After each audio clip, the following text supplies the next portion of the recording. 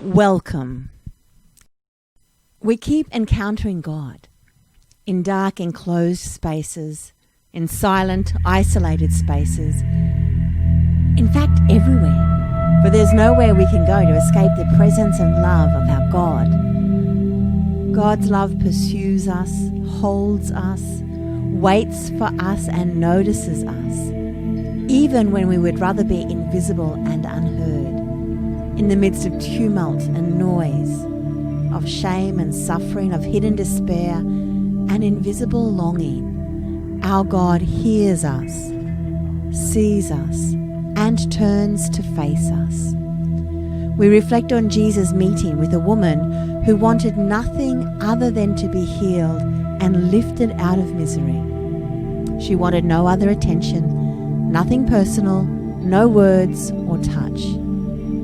It was enough for her, she thought, to simply touch the hem of Jesus' clothing and to remain unseen and unheard.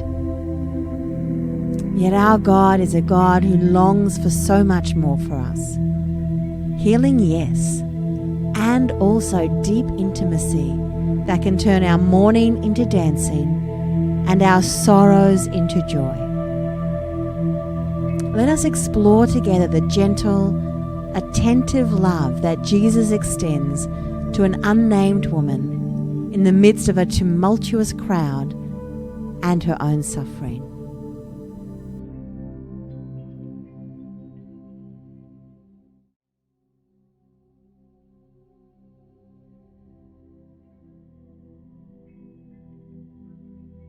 Sacred spaces, encountering God in tumult and suffering.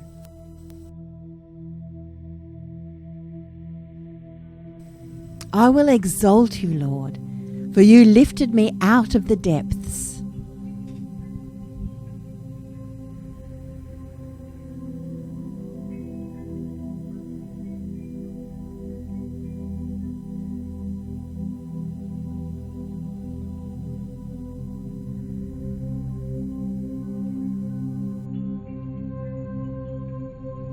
You are my shelter, O Eternal One, my soul's sanctuary. Shield me from shame. Rescue me by your righteousness. Hear me, Lord. Turn your ear in my direction. Come quick, save me. Be my rock, my shelter, my fortress of salvation.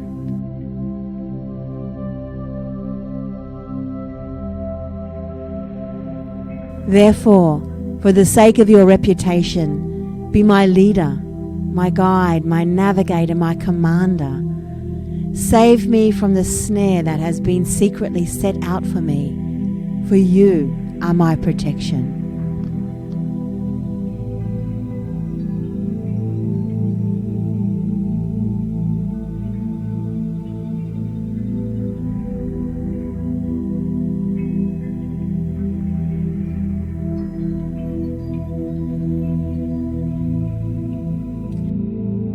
To you alone, O Jesus, I must cling, running to your arms, dear Lord.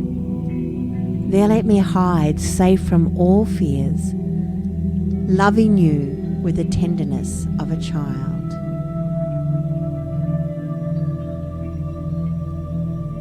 Now when Jesus returned, a crowd welcomed him, for they were all expecting him.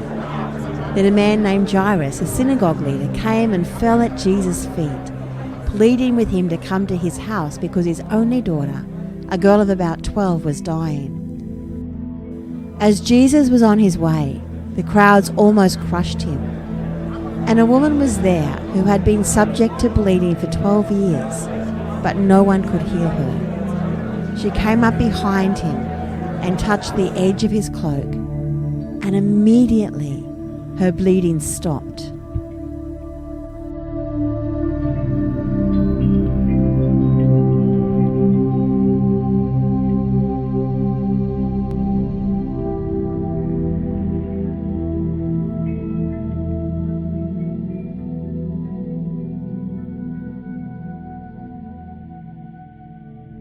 Then the woman, seeing that she could not go unnoticed, came trembling and fell at his feet. In the presence of all the people, she told why she had touched him and how she had been instantly healed. Then he said to her, "Daughter, your faith has healed you. Go in peace."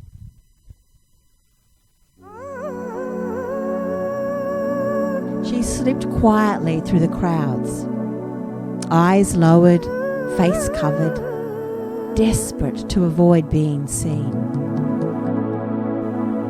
Hope and despair drove her toward her goal.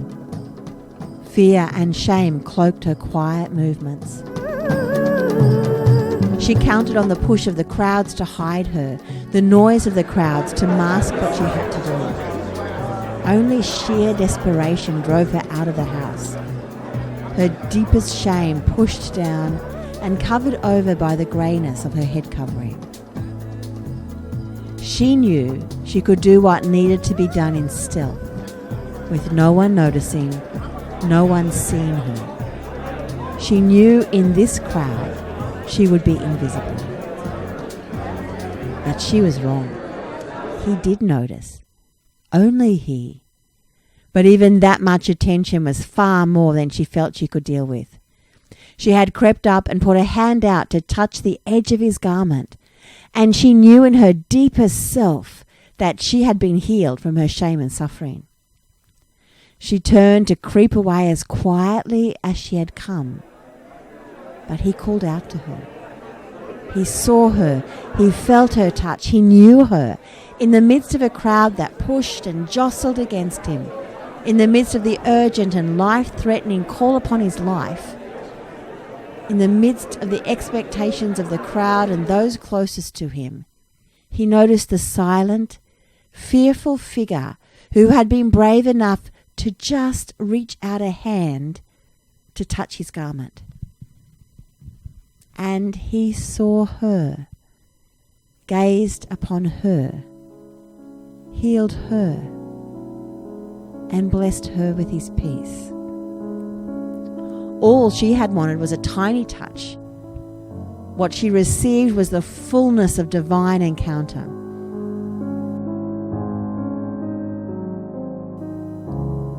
When I long for the touch of the divine, I immerse myself in nature or in quiet music or the silence of inner solitude.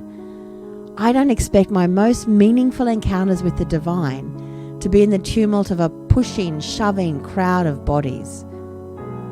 I don't necessarily expect or desire my hidden shame and suffering to be made visible to all. And yet, it is precisely in ways we don't expect that our God meets us in our shame and suffering. This is the God who hears the longing of our souls, our deepest desires, and turns to face us right where we are. Our God doesn't need to wait till we have it all together, till we have sorted ourselves out, till we have dealt with our shame or found a way to fix ourselves or got ourselves in the right place. He sees us, knows our desires and our needs, and turns to face us. Reflect for a moment on this unknown woman's encounter with Jesus. What is unexpected about it?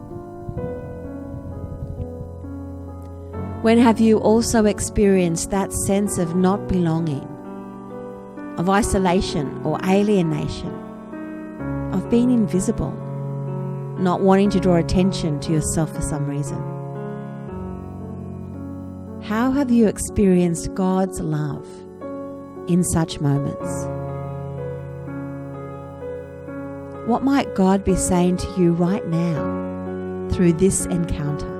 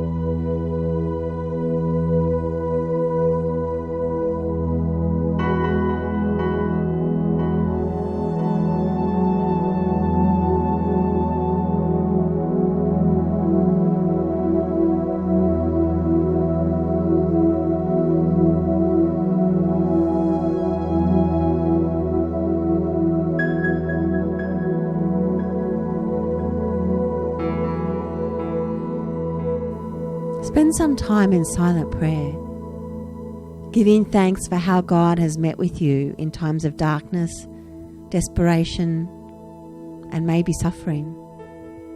You might like to write this prayer down as a psalm or a poem.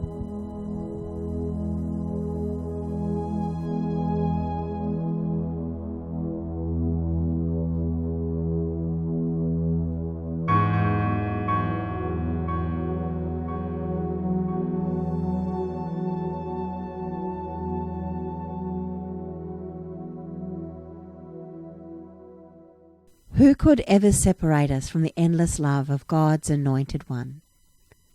Absolutely no one.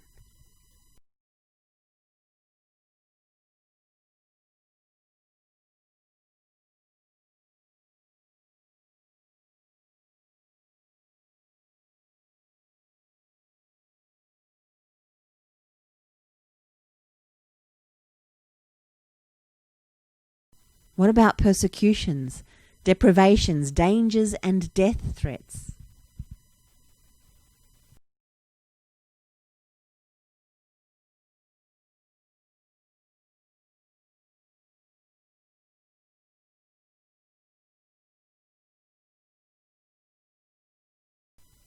Lord, I am confident, gratefully confident, that there is nothing in the universe that has any power to separate us from your love.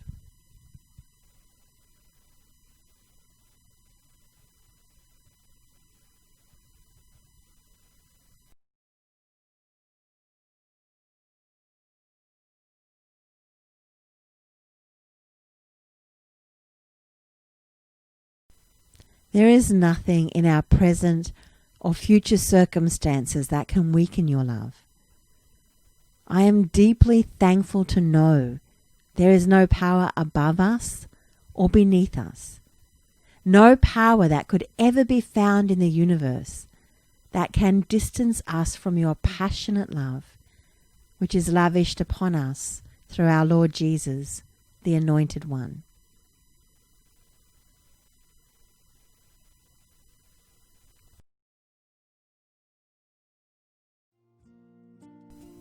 May the gentle whisper of Spirit bring peace to your spirit in the midst of tumult. May the loving gaze of Jesus see you clearly and bathe your heart with compassion.